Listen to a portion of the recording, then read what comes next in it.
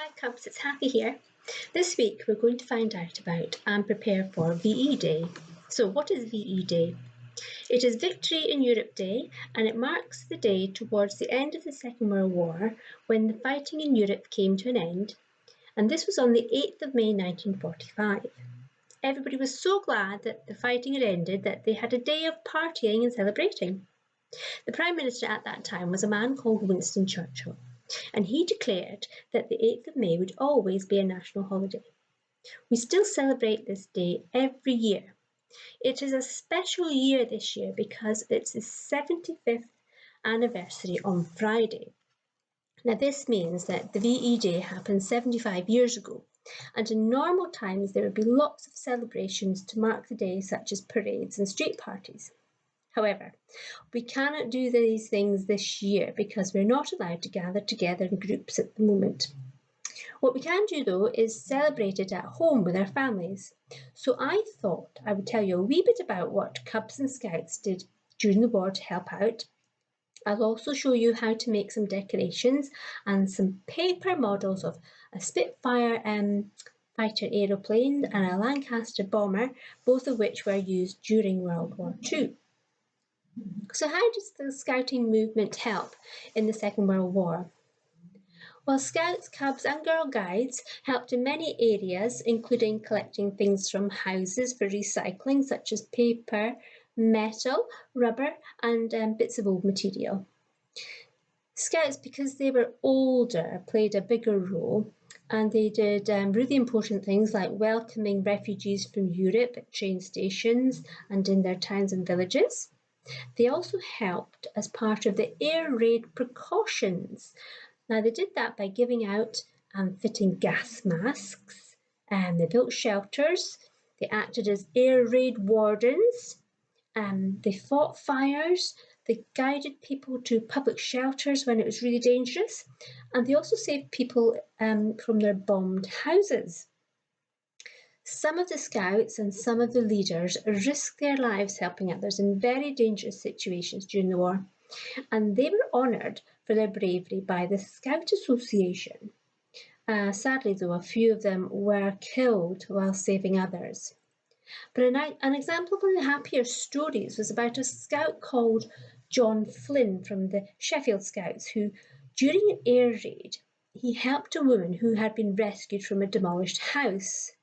She was injured, so he pushed her in a wheelbarrow to a first aid post, and he wore a saucepan on his head to protect himself because that's all he had. He didn't have an helmet and the bombing was still going on all around him. And he was so brave, he just didn't think about his own safety, but he helped that woman, and he was awarded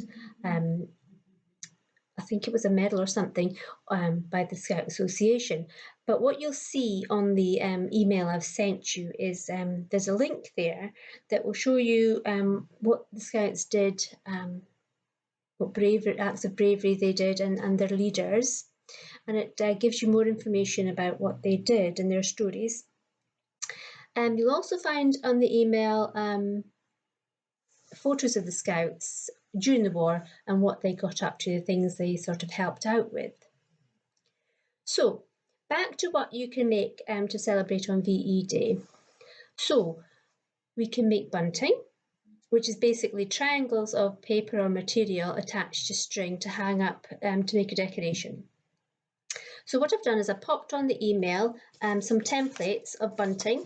So this is what the template looks like. There's a blank one if you want to do your own design, or there's a Union Jack one if you want to colour that in. So you cut it out, you do what you want on it, and you see where the line is, you fold it over and you pop it on over a piece of string, and you can either put a sellotape on the back or whatever you like, or a peg, and that's your bunting. You can hang it up. Here is one I made earlier just to show you.